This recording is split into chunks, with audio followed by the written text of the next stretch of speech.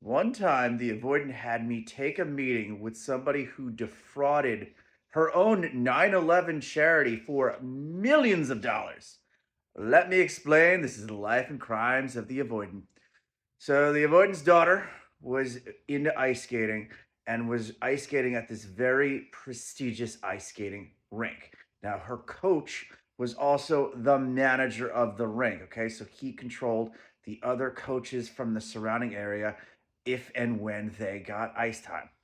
So, Voyden was unhappy with the coach, the way that she was coaching the daughter, and wanted to leave. Her problem, she had amassed a lot of money in debt. They would let her just roll debt over month to month to month. And then when she said she was going to leave, they tacked on like a $2,000 bill at the end for like random crap.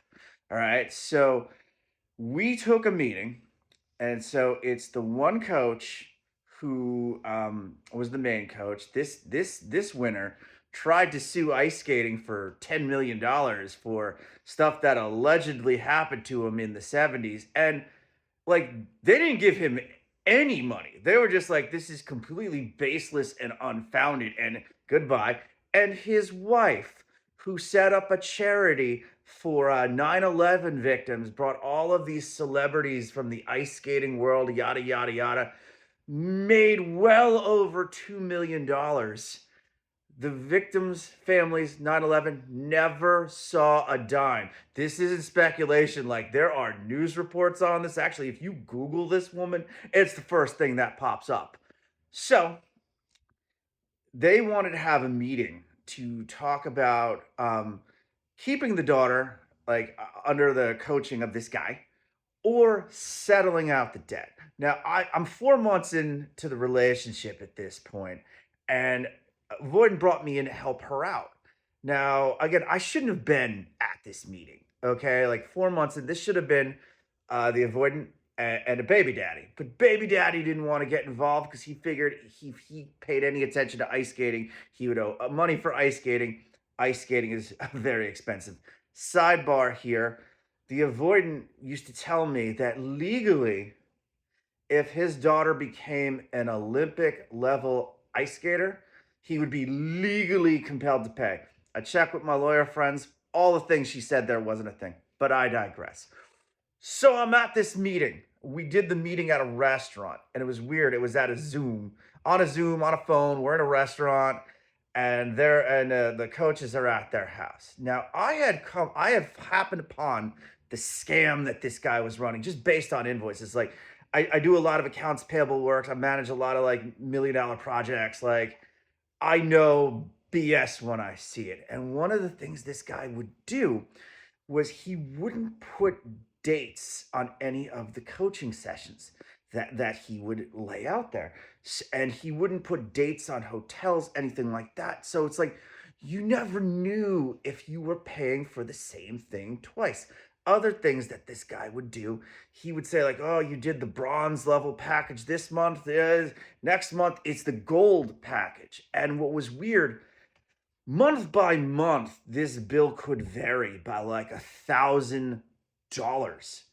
And the thing is, with my kids with sports, I know exactly what I'm paying. I know the base thing of that. Anything extra, it's laid out in the price. There's like, hey, I want to do this. I sign up for extra time. Yeah, I'm very aware of what I'm paying. So the avoidant had amassed a $5,000 bill to these coaches. So we're at this meeting, we're at the restaurant. Now, I said, look, I think I found something here which going to keep calm and we're going to present what I found. So we're at this, we're on this Zoom call, we're at this restaurant. The 9/11 fraudster said, as a mother, I believe we can work this out. The second that coach said, as a mother, the avoidant stood up and started screaming into the phone. We looked nuts. Now, we already looked nuts because we're both sitting on the same side of the booth, and I think crazy people do that. But she's screaming into the phone, this as a mother crap, yada, yada, yada. I calm her down and I say, look, like, okay, this is what I found. You don't have dates for stuff on your invoice. You don't have backup for stuff on your invoice, contract signed, whatever. How do I know like what you're charging is legit? Direct quote from the guy who sued ice skating. Main coach said, "Back in my day, whatever the coach put on the invoice, people paid." I was shocked at this, but in my research, like talking to other people that were under his tutelage, they were like, "Yeah, like this is just the move that he does. Like he will just bill for anything and everything, and if you complain about it, you're kind of blacklisted." So I go through my whole spiel. It's like, look, like you're charging these people like anytime they go to a competition, you're charging for hotels. And he's like, yeah. I'm like, do you have backup like from the hotel, like saying like this is how much the hotel room cost? And you said no. I'm like, well, it's very easy to get. I mean, if you were sending me that invoice, I'd want to know I was paying for the hotel.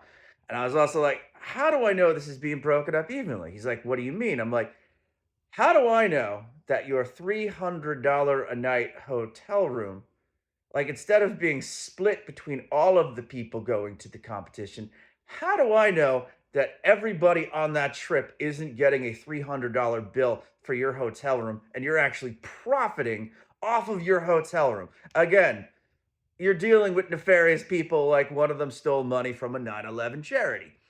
So lost tax exempt status too on that. Like that's very hard. It's like her and Scientology are the only two people I've ever seen like lose tax exempt status. So we go along this meeting. I present my findings. They thought like with the way that I was talking that I was a lawyer. They were like, we're not going to talk anymore until we retain counsel. I'm like, I'm not counsel. I never said I was counsel. I'm just asking like surface level questions that anybody who like has ever seen a number would ask. So I actually get the bill knocked down $3,000. She actually only owes 2,100.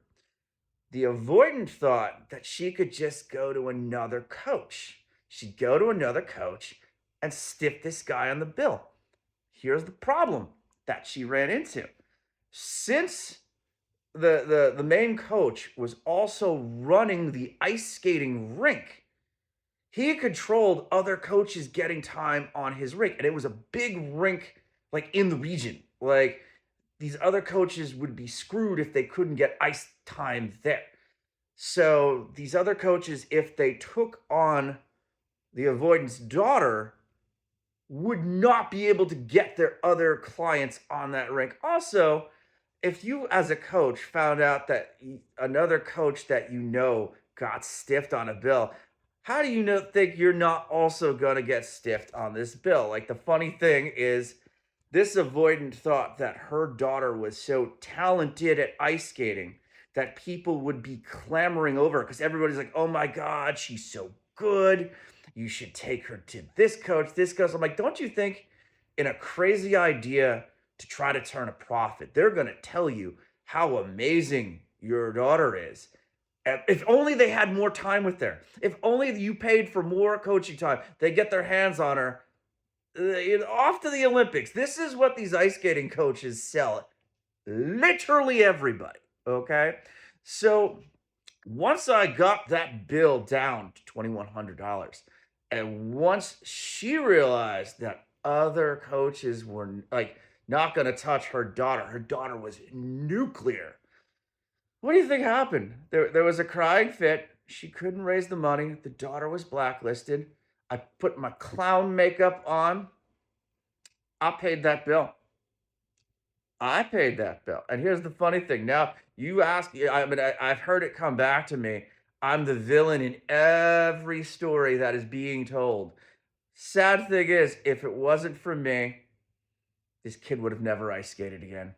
Let me know if you have a story like this. Follow for more coaching in the store.